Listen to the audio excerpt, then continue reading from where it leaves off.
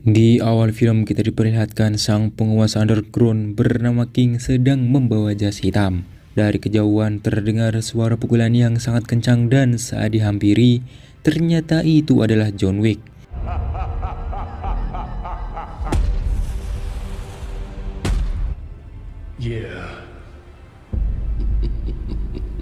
Keesokan harinya, terlihat John yang sedang berjibaku melawan para penjaga The Elder.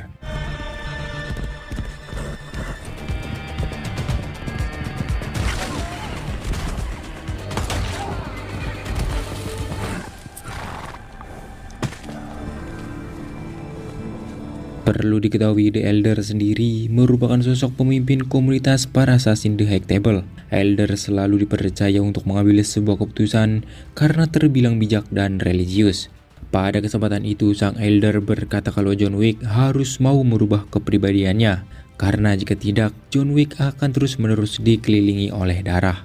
Sebab John telah menandatangani perjanjian para petinggi The High Table. Bukannya menuruti saran dari sang Elder, John malah membunuh pria tersebut. And no one escapes the table. Isn't death? Yeah.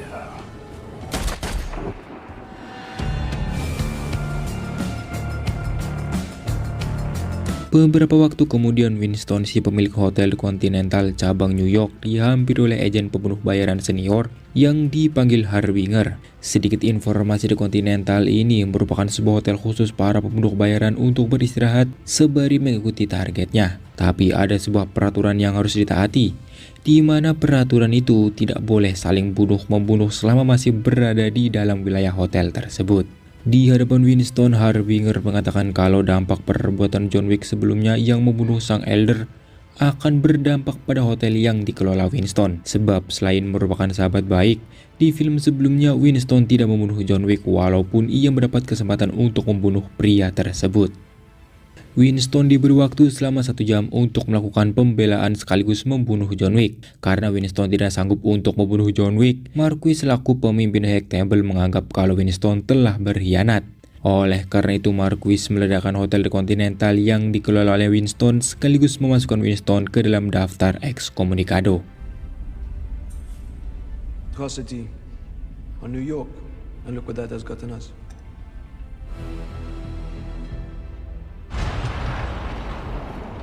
Sementara itu di sisi lain, Ken, mantan pembunuh bayaran hebat sekaligus rekan John Wick, kini sedang duduk sembari mendengarkan lantunan biola yang dimainkan putrinya. Ken sengaja tidak mendekati putrinya sebab ia takut membahayakan keselamatan putrinya. Tapi tidak lama kemudian, Ken dihampiri oleh anak buah Marquis yang menyuruhnya datang menghadap Marquis. Menyadari kalau dirinya disuruh oleh Marquis untuk membunuh John Wick, Cain pun sontak menolak karena ia telah pensiun. Sayang, Marquis yang tak peduli dengan hal itu memaksa Cain karena jika tidak, ia akan membunuh putrinya. Mendengar perkataan tersebut, Ken yang sangat mencintai putrinya tentu terpaksa menuruti permintaan Marquis. I have a name for you. I'm no use to you. I think you should find someone else. Today. I will be of service. Kemudian scene beralih ke wilayah Jepang, tepatnya di Hotel Continental yang dikuasai oleh pimpinan Yakuza yang bernama Koji Shimazu.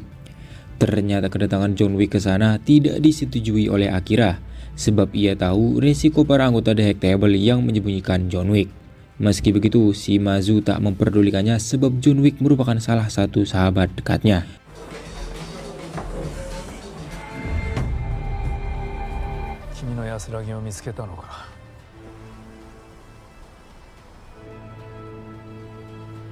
Di waktu yang bersamaan terlihat seorang pria yang sedang duduk bersama anjingnya memantau keadaan sekitar. Ternyata pria itu adalah Mr. Nobody. Di mana Mr. Nobody ini adalah seorang pembunuh bayaran hebat yang juga memburu John Wick. Tapi karena Mr. Nobody adalah seorang tracker alias pembunuh yang menunggu harga kepala John Wick sampai ada bayaran yang ia inginkan, Mr. Nobody pun untuk saat ini hanya terus membuntutinya saja. Hingga tak lama dari itu, John Wick yang telah diberi label ekskomunikado dihampiri oleh beberapa anggota pembunuh dari The High Table. Mereka datang ke Hotel Continental Jepang karena informasi dari Ken yang tahu kalau Shimazu dan John Wick adalah sahabat dekat. Mengetahui hal tersebut, Shimazu pun menyuruh seluruh anak buahnya untuk bersiap-siap. Stay with Mr. Wick. Omotenashi no junkai.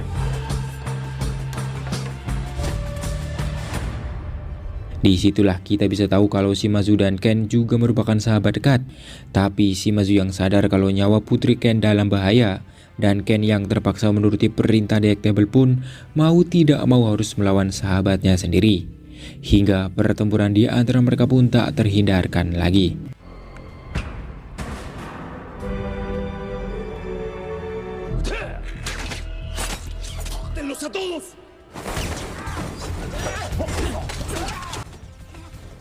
Di sisi lain, tak ketinggalan aksi Akira dan juga John Wick yang melakukan perlawanan dari para pembunuh sewaan detektable.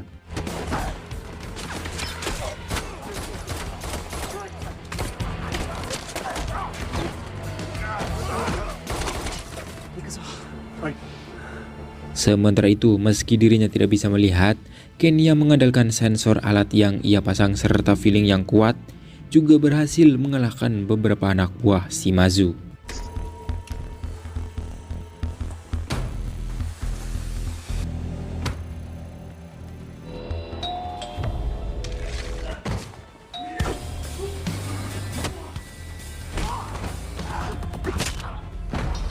Sesaat kemudian John bertemu dengan Shimazu yang sedang bersama Akira yang mendapat luka tembak.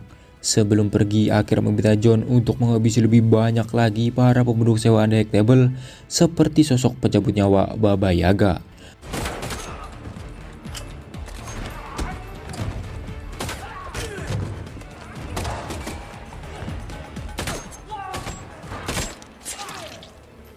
Dan secara mengejutkan, setelah menghabisi banyak sekali para pembunuh sewaan detektable, John malah bertemu dengan Ken yang langsung menyerangnya.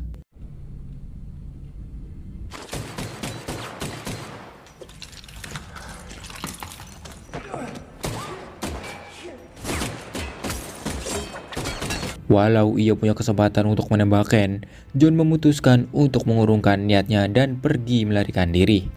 Sampai suatu ketika, John bertemu dengan Mr. Nobody yang untungnya membiarkan John pergi karena bayaran kepala John belum pas dengan keinginannya. Not enough. Because we're in this together now. Kembali ke Shimazu yang kini harus melawan Ken demi bisa melindungi John dan Akira. Sayang, karena keadaan tubuhnya yang sudah terluka cukup parah, Shimazu harus tewas di tangan Ken.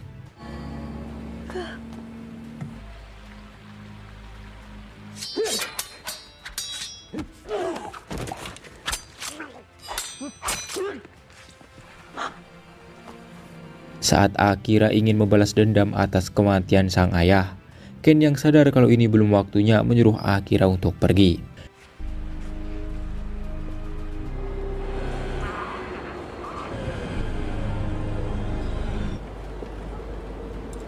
Di dalam kereta, Akira tidak sengaja bertemu dengan John Wick.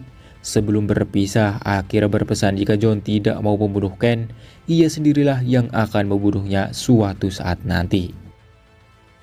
Keesokan harinya, Mr. Nobody dan Ken dipanggil oleh Marquis. Disitulah Marquis meminta Mr. Nobody untuk mau memburu John, karena Mr. Nobody tidak mau menuruti perintahnya dan malah menyuruh dirinya balik untuk menaikkan harga kepala John. Marquis yang tak terima pun malah memberikan konsekuensi atas tindakan Mr. Nobody barusan. 23. You clearly can afford it. What the fuck is this, man?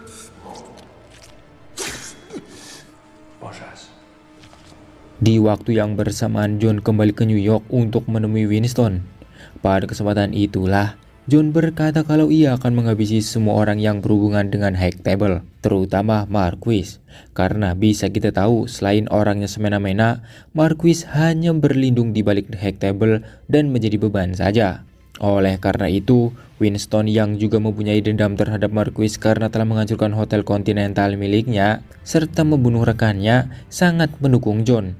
Akan tetapi hanya ada satu cara untuk memulihkan nama John sekaligus dirinya. Tak lain, John harus melakukan sparring dengan Marquis. Sparring yang dimaksud yaitu harus resmi, dan John yang kini tidak mempunyai keluarga dari The High Table mau tidak mau harus kembali ke Continental Rusia untuk menemui keluarganya dan kembali masuk ke dalam keluarga itu. Sebab John harus mendapatkan tanda tangan dan persetujuan mereka demi bisa bertarung dengan Marquis. Then we do it the smart way. Single combat.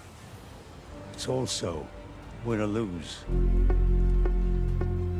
Singkat cerita, John pun menuruti perintah Winston dan kini ia berada di tempat asalnya.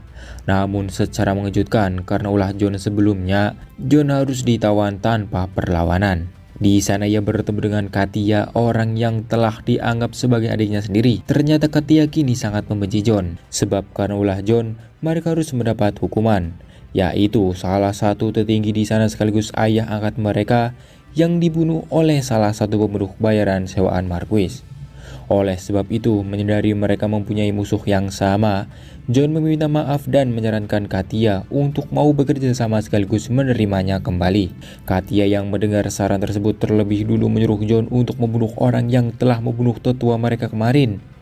Tanpa basa-basi, John pun sontak menerima permintaan tersebut.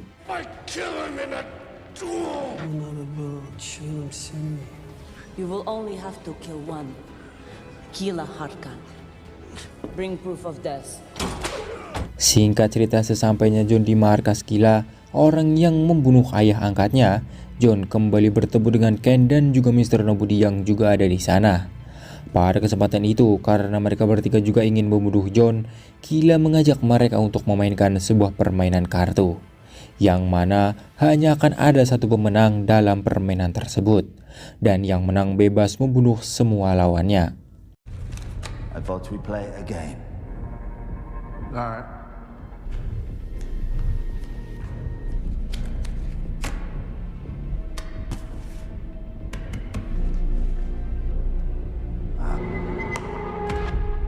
Dalam permainan tersebut, Ken sadar kalau Kila melakukan kecurangan.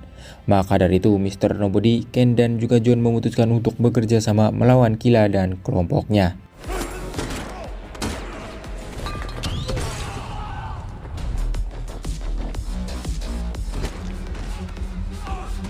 Saat Mr. Nobody dan juga Ken melawan para anak buah Kila, John melawan Kila bertarung 1 lawan 1.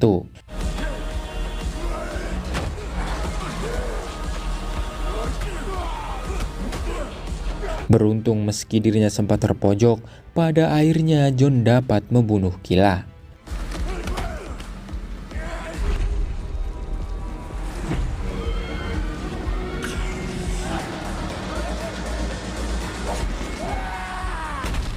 Sebagai bukti, John mengambil gigi emas milik Kila dan menyerahkannya pada Katia. Atas hal itulah John kembali dimasukkan ke dalam keluarganya, dan Katia mau mendatangi sebuah perjanjian bagi John yang ingin berduel bersama Marquis. Singkat cerita, John dan Winston datang menghampiri Marquis untuk membicarakan peraturan dan tempat yang akan mereka lakukan dalam duel nanti. Di hadapan mereka saat ini terdapat beberapa kartu yang tertutup, di mana kartu-kartu tersebut dapat menentukan kapan, di mana, dan peraturan yang berlaku dalam aksi duel mereka. Sunrise. Sacred cook. Pistols. Until only one remains. Pada kesempatan itulah, setelah mendapat jawaban kalau duel akan dilaksanakan pada matahari terbit dan berlokasi di gereja Sacred Cour, John meminta jika ia menang, status dirinya dan juga Winston sebagai excommunicado dihapus. Sekaligus Winston mendapatkan kembali gelarnya dan Hotel Continental milik Winston kembali dibangun, dengan dana keseluruhannya ditanggung oleh The High Table. Mendengar pernyataan itu, Marquis pun langsung menyetujuinya. Namun di sini Marquis yang licik dan takut terhadap John malah meminta Ken yang menggantikannya berduel melawan John. Best find safe harbor before we start. Won't do it. Setelah pertemuan tersebut, John lagi-lagi bertemu dengan Ken. Namun di situ mereka berdua tidak melakukan pertarungan, melainkan meminta maaf satu sama lain. Setelah mendengar semua alasan dari Ken, John pun sadar kalau Ken melakukan semua ini hanya karena keselamatan putrinya. Kemudian John kembali bertemu dengan King dan juga Winston. Pada kesempatan itu, King memberi John sebuah jas dan juga pistol. King juga menyemangati John karena ia yakin kalau John akan dapat memenangkan duel nanti. Akan tetapi firasat John kali ini berbeda, di mana ia malah berkata jika nanti ia mati, ia ingin batu nisannya diukir dengan kata suami yang baik. Merasa kalau ia akan diburu, John meminta mereka berdua untuk mengantarkannya ke tempat terdekat ke lokasi duel. Secara mengejutkan, firasat John ternyata benar, sebab Marquis menaikkan harga kepala John yang membuat para pemburu bayaran yang mendengar hal itu pun sontak memburu John. Walau dirinya hanya seorang diri, Mamang John Wick dapat mengalahkan siapapun yang mau membunuhnya.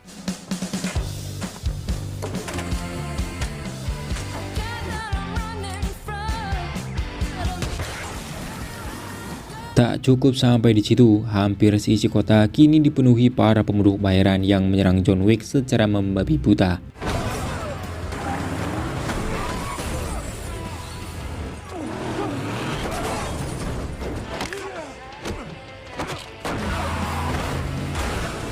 Skill seorang John memang bukan kaleng-kaleng, karena ia dapat menghabisi puluhan pembunuh bayaran yang menyerangnya.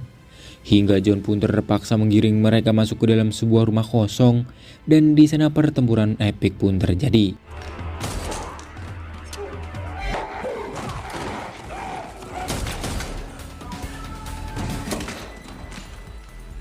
Kini karena harga kepala John yang sangat tinggi, Mr. Nobody memutuskan untuk ikut serta memburu John.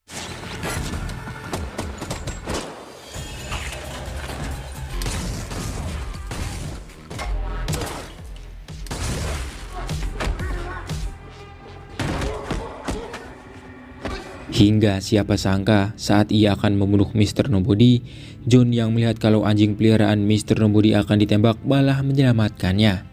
Melihat hal itu, Mr. Nobody merasa mempunyai hutang nyawa kepada John dan mengurungkan niatnya untuk membunuh John. Singkat cerita, ternyata pertempuran John tak cukup sampai di situ, karena kali ini John lagi-lagi harus menaiki ratusan anak tangga untuk bisa sampai ke lokasi, serta harus melawan para pembunuh bayaran yang sudah menunggunya.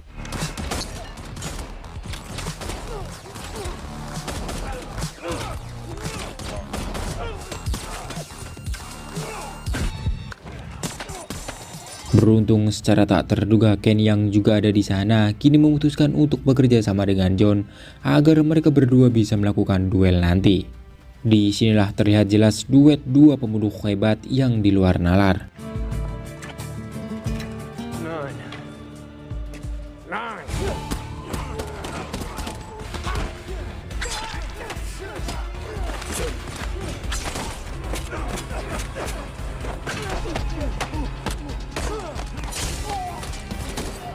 Tak ketinggalan dari kejauhan, Mr. Nobody juga ikut serta untuk membantu mereka. You can.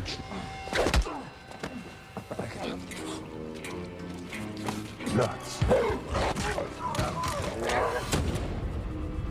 Setelah melalui perjalanan yang sangat panjang, akhirnya mereka berdua tepat waktu di lokasi.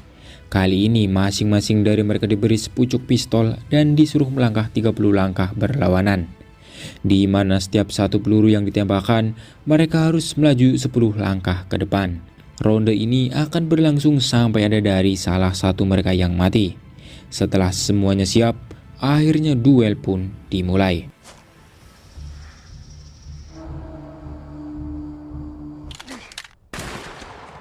Di ronde pertama, John tertembak di bagian bahu, sedangkan Ken tertembak di bagian lengannya.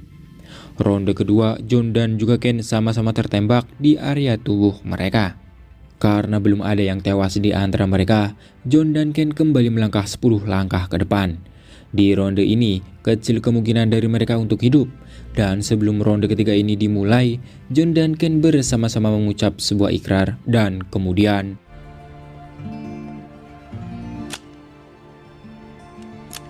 Those who cling to death. Those who cling to life. melihat John yang terluka sangat parah, Marquis yang licik mengambil pistol milik Ken dan membebaskannya. Hal itu dikarenakan Marquis ingin mendapat nama di mana ia telah membunuh John. Padahal di ronde ketiga John belum menarik pelatuknya dan alhasil Consequences. maka dari itu Harbinger menyatakan kalau John telah memenangkan pertarungan. Status ekskomunikasi John dan Winston pun telah dihapus. Kini mereka berdua terbebas dan Winston kembali mendapatkan gelarnya sebagai penguasa New York. Sekaligus Hotel Continental miliknya akan kembali dibangun dengan seluruh dana yang ditanggung oleh The High Table. Setelah semuanya itu, Ken menghampiri John untuk berterima kasih. Mr. Nobody yang sedari tadi melihat John pun sadar kalau semua yang dilakukan John saat ini hanya demi kebaikan dan kebenaran. John yang terluka sangat parah pun meminta Winston untuk mau mengantarkannya pulang. Tapi secara tak terduga John yang terduduk lemas di anak tangga malah terbayang kilas balik kenangan bersama istrinya yang telah tewas. Beberapa waktu kemudian kita diperlihatkan di mana Winston dan King yang berada di pemakaman John. Mereka sangat bersedih atas kematian sang Baba Yaga. Tak lupa mereka juga menuruti permintaan terakhir John yang dimana dalam batu nisan John mereka menuliskan suami yang baik. Kemudian film pun berakhir.